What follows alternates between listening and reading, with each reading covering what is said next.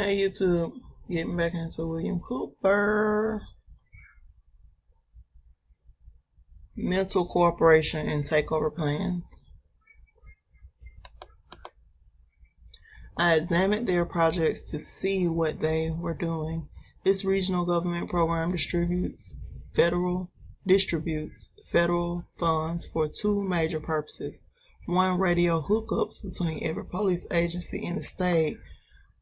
Two, for Sam Houston, and two, mental health programs, including programs for the mentally ill, having priority of beds in hospitals. Another interesting fact to consider is that in the Pine Bluff, Arkansas, as I said, Arsenal B through Z is stored.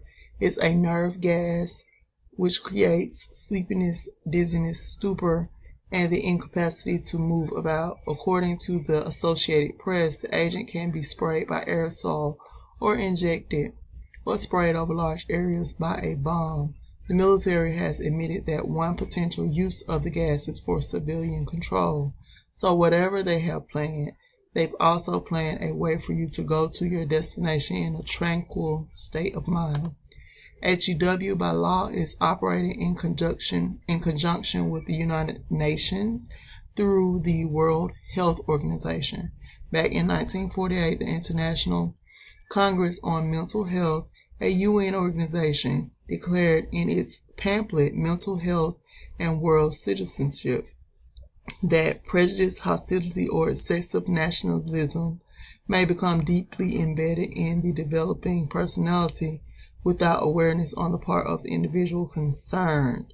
In order to be effective, efforts of changing individuals must be appropriate to the successive stages of the unfolding personality, while in case of a group of society, change will be strongly resisted unless an attitude of acceptance has first been engendered. Principles of mental health cannot be successfully furthered in any society unless there is a progressive acceptance of the concept of world citizenship. The document states, programs for social change to be effective require a joint effort of psychiatrists and social scientists working together in cooperation with statesmen, administrators, and others in positions of responsibility. The three phases of the development are: 1, mental hospitals for segregation care and protection of persons of unsound minds. 2, community mental health care centers so that persons may be treated in their own neighborhoods. And 3, child care centers for dealing with early difficulties of nationalism in a child's life. 2 years earlier, Major General G.B. Chisholm, Deputy Minister of Health in Canada, who later became Director of United Nations World Health Organization, explained self-defense may involve a neurotic reaction when it means defending one's own excessive material wealth from others who are in great need. This attitude leads to war. So his solution to the problem is, let's redistribute the wealth among everyone. And they're never distributing their own wealth, right? Further, the reinterpretation and eventual eradication of the individual's concept of right and wrong, which has been the basis of child training, are the belated objectives of practically all effective psychotherapies. Now, if we digress even further to Beria, phonetic spelling, the director of the Soviet secret police in the 1930s, we see that he explained the communist political strategy through the use of mental healings of psychiatry. Psychopolitics is the art and science of asserting and of maintaining a dominion over the thoughts and loyalties of individuals, officers, bureaus, and masses, and the effecting of the conquest of enemy nations through mental healing. You must work, he stated, until every teacher of psychology unknowingly or knowingly teaches only communistic doctrine under the guise of psychology. If you look at the Russian Manual of Instruction of Psychopolitical Warfare, we see in Chapter 9, psychopolitical operations should at all times be alert to the opportunities to organize for the betterment of the community mental health centers.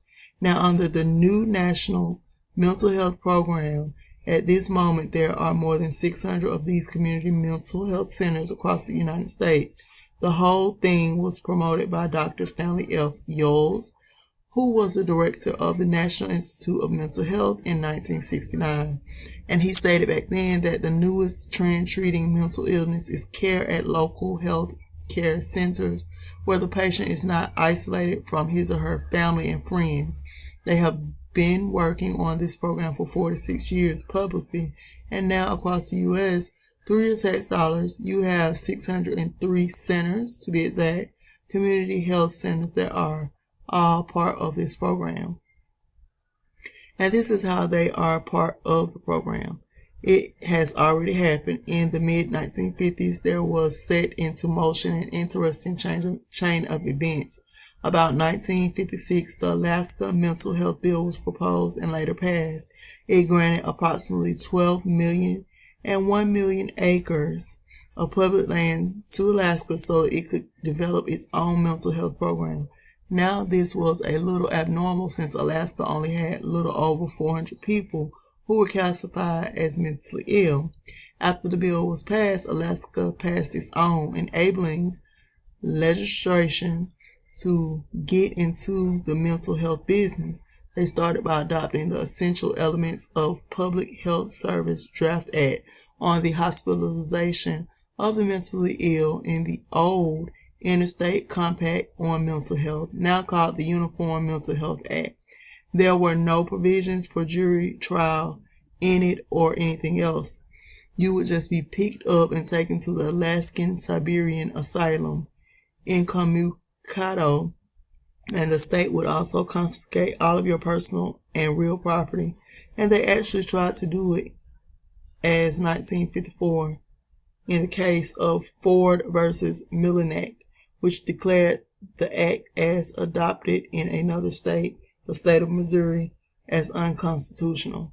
But the act itself still exists and modified, but essentially in the same form, the Uniform Mental Health Act, to which approximately 6 states subscribe, and in passing month state constitutions, if you will check them from the period of 1935, made a part of their constitution to practice of having a person submit to a 90-day mental examination to determine his or her sanity without any provisions for a trial by jury.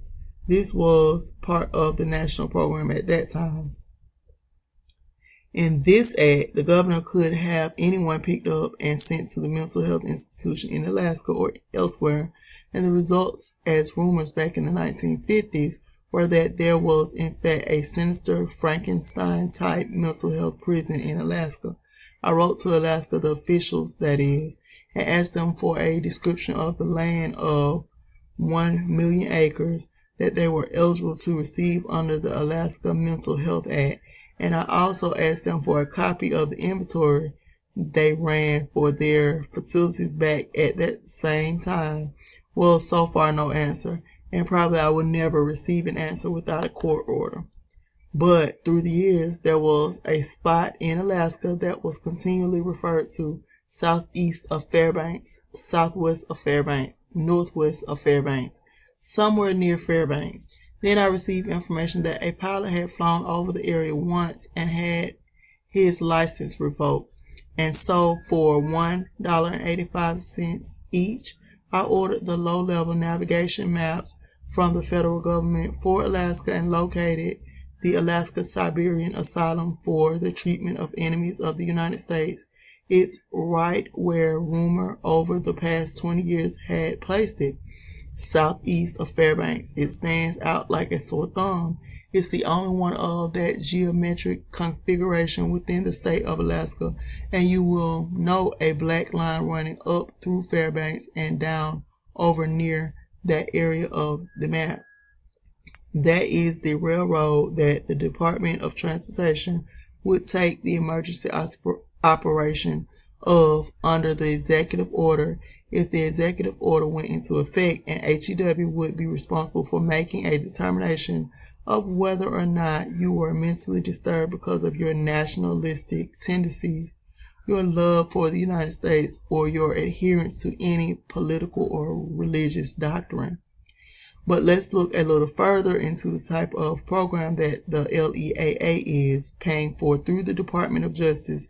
The Federal Bureau of Prisons, located in the backwoods of North Carolina, near a tiny village called Butner, is constructing a mammoth 42-acre research complex for prisoners from throughout the East who will be sent for experiments to test new behavioral programs and techniques. Target date for completion of the entire system is ironically 1984. And so they're using right now under the LEAA program something called anectin. Punishment for troublesome behavior within the prison is being done by drugs and shock, likely to be the most selected examples of programs that have made use of anectin, a derivative of South American curare. Anectin was originally used as a beginning factor to electroconvulsive shock. Such shocks applied to the head are so strong they can break and graze bones under the strain of resulting muscle contractions. Since anectin paralyzes the muscles without dampening consciousness or the ability to feel pain, by first injecting the inmates with it, researchers can turn up the voltage as high as they want without cracking the inmate's skeleton when his body is thrown into convulsions by the jolt. What the anectin does, in short, is to stimulate death within 30 to 40 seconds of injection. It brings on paralysis with the small, rapidly moving muscles in the nose, fingers, and eyes, and then in the diaphragm and the cardiovascular system. As a result, the patient cannot move or breathe and yet remains fully conscious as though drowning and dying. This from the 1974 publication, Human Behavior. The People versus the Conspirators. The federal government answered my suit in June 1976 by filing an unsworn general denial of everything that I had alleged. I spoke with the assistant U.S. attorney in charge of the case and asked him if he had gone to the trouble to call any of the parties mentioned in the suit, since I had provided not only the addresses but their telephone numbers to provide faster means of investigation. He said he had not. He had not even done a minimum amount of investigation of the case, but yet he filed a denial of my allegations. I filed a motion in the meantime to take the deposition of the person who writes the training programs for the concentration camp guards, Mr. Richard Barrage, the 75th Maneuver Air Command at Army Reserve Center at Houston, Texas, stating in light of all the recent activity of government agents, one of the agencies involved might attempt to murder this key witness, the author of the training camp program. The federal judge denied my motion, stating that I had not quoted enough cases to him justifying my request. However, he was also aware that there were no cases existing on this set of facts, but as you will see, as I go along with this report, he chose to ignore it. I then made an agreement with the assistant U.S. attorney to take the deposition of Mr. Barrage. After I'd made the arrangements, the U.S. attorney refused to voluntarily go along with taking the deposition. It is very difficult to find justice in our system of courts. Law is usually practiced by the buddy system. Hence, the court rules are overlooked or not followed. On July the 29th, a hearing was held at the Magistrate of Norman Black U.S. District Court in Houston. The courtroom was completely filled with spectators, and although the news media had been contacted, no representatives of the press were there. There is a new media blackout on this matter here in Houston.